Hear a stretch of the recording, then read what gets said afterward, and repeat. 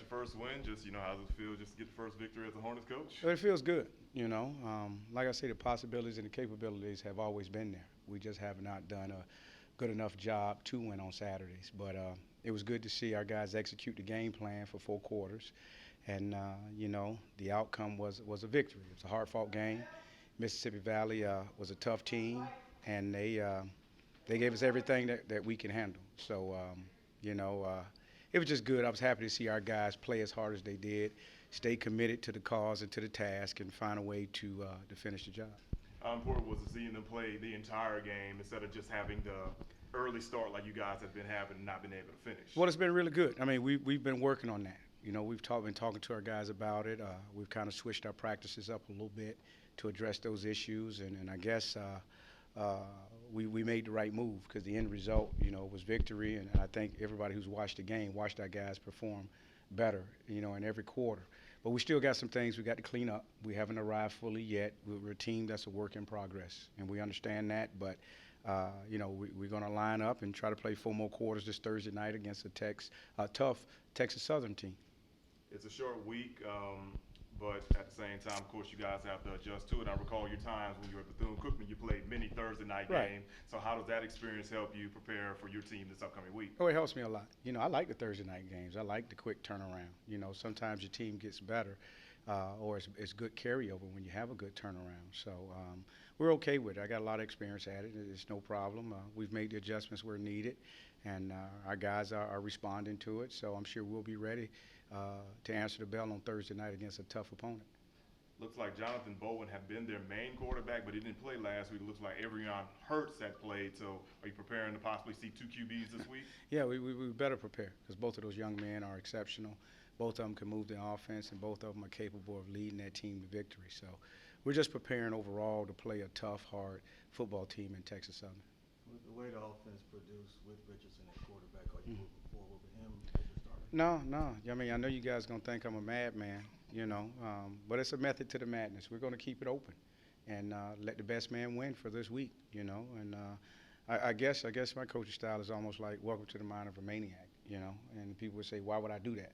Why would I open it back up when you had a young man perform so well? Well, I think the reason why he performed well is because of the competition that's created during the week. So if he wants to be that guy, he's going to have to once again finish out the week on top and the guy that we feel comfortable with going with on Thursday night. Linebackers have been making a lot of plays this year. You got 3 players in the top 10 on the SWAC and tackles. Right. How have they been important to the success your defense has had? Well, they've been very important, and the thing is they can play better. But that also lets you know that we got to get better up front. When your linebackers are making that many tackles, that means your D-line is not playing very well. So we just have to improve as a defense overall, especially up front on the defensive line, and hopefully our linebackers can continue to play at the high level that they've been playing at. And if they can do that, I think it gives us a chance at winning. What's your assessment of the team through 4 games? That we still got a long way to go. We got a lot of work to do, and I stated that way in the beginning that we were a work in progress, but we're not going to make any excuses. But you also see that we have the ability to be a good football team in the long run. And, I'm not going to back down. I really think we could be a great program. We just got to get over the obstacles in our way, and our guys are working, but through the first couple games, I see a lot of drive and will and want from our guys. And I think you see that on Saturday when they play. But I think some of the restrictions have come to the forefront, no matter how much I've tried to, dismiss them or not talk about it much. But I think you've seen on Saturday where having a spring and having those hours reduced has limited our output a little bit on Saturday. But for the most part, I'm impressed with this football team because they haven't made excuses. They've just went with everything that we've asked them to do, and they haven't looked back. And I think that's a great thing. Taking a look at the matchups this upcoming week, it's 2 of the better defenses in the SWAC. So how important would it be for your offense to try to find a way to score some points against this Texas Southern defense? I mean, it's important.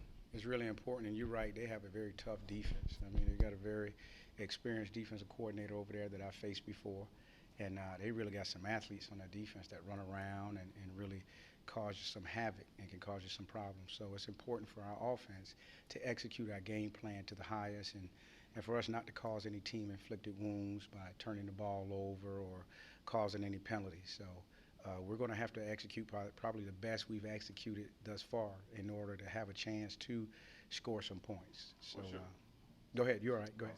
I just want to say, what's your assessment of Coach Darryl Asbury? Oh, I know Asbury. You really want to know my real assessment? You want to know what I call him?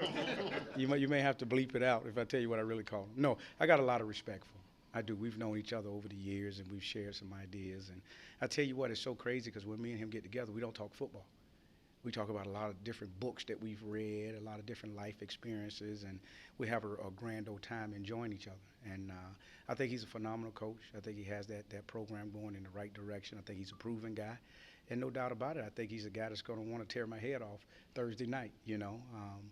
But I think he's a quality coach, and I think Texas Southern is lucky to have a guy like him as the head coach. When you're preparing for a game like this, and you know the D coordinator, you've been against the D coordinator, you know the head coach, how do you weigh the film what you're seeing and what these guys are as far as their tendencies and what they do? Right, well, you weigh a lot on it, you know.